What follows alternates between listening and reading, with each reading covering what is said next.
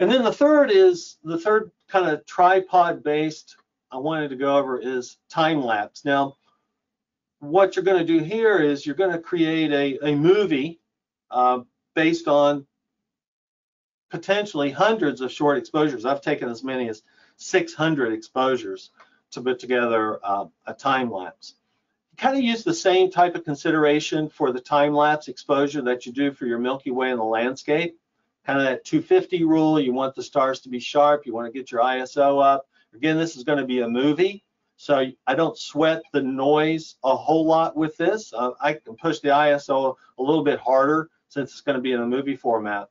Wide angle lenses are really good, but I got to tell you, I haven't worked on this yet, but I've seen some really nice focused. If you had like a really distinct landmark, maybe like Seneca Rocks, and you put like a 50mm lens on it, or maybe a 35, and you just compress that field to get the Milky Way rising right across that stone structure, something like that, I think will work well. Again, you might need that intervalometer to pull off the exposure times, but obviously most of us can get. That's the nice thing about these last two techniques is you can use generally your manual exposure in your camera. Most internal velometers will be able to accommodate these last two techniques because you're talking about exposure times 10, 12, 15 seconds. So let me show you a couple of examples. I got one from the Highland Scenic Highway in West Virginia. I got one from Clifty Creek. I had a really nice time. I like Clifty Creek, although you talk about spooky, it's a little spooky. And it's not real level there, but you can find a spot. And you can do all of this in Lightroom. I use Timelapse, LR Timelapse software, and it's ramping. I'm playing with all kinds of techniques, but you can do this in Lightroom and probably multiple other things, other softwares. So let me go to, this is the Highland Scenic Highway, just a tripod-based time-lapse, no movement. What I find amazing is the amount of space traffic. Some of these are planes, many of these are satellites, Elon Musk satellites. And this was probably about 3 hours of exposures.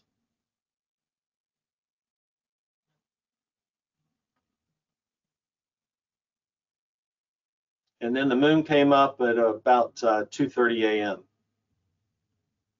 And that's overlooking the town of Marlinton. Oops. And then, and these are all on my YouTube channel. This is Clifty Creek. I kind of went there. I couldn't believe how many lights were at the Bowen boat ramp. That was where I originally wanted to set up. So I stumbled on Clifty Creek. I said, let's give this a try. And so this is a panoramic Milky Way shot from Clifty Creek. But then let me show you the, now this is a time lapse with movement that you're going to see here in a second. So it's doing a, I have the Syrup Genie tracker that is tracking the Milky Way as it rises, going from kind of the northeast down to the south.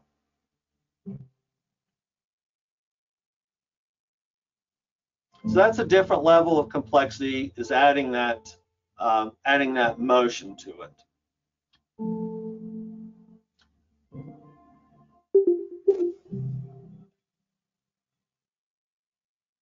Four hours of data, 500 images, 20 seconds, ISO 500. So I went a little long on those exposures.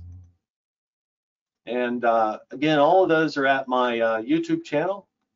And I've got a lot of stuff on my YouTube channel. Let me see here. I can't kind of move that. Oh, there we go.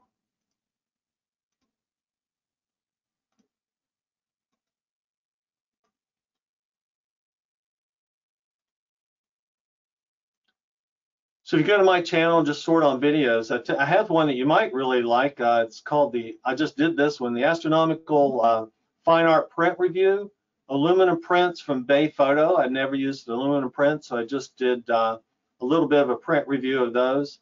And so these are all the topics. I don't do a whole, I try to not be redundant in teaching and training what is already out on the internet. I'll be quite honest. I got to be doing something that's somewhat unique before I really present it, where it has to be a real personal experience for me to share it. So but I will point you to the person who is what I consider to be the expert in the topic. And Richard Taddy is that expert in Milky Way in the landscape. So that's the time lapse. So those are the three. I hope what we've done is talked about techniques that you can use, the equipment you already have. So it's a tripod, camera capable, manual controls, a nice fully charged battery, keep a spare nearby, do heaters and hand warmers on lenses, cable release. You might need an intervalometer if you don't have one of those and you want to do longer than 30-second exposure, and your internal camera will not allow you to create that exposure time in your intervalometer. Fast lenses, there's no substitute for fast lenses, but again, use what you got. And focal length, anything from 11 to 50 millimeter, I think is good in the techniques that we're talking about.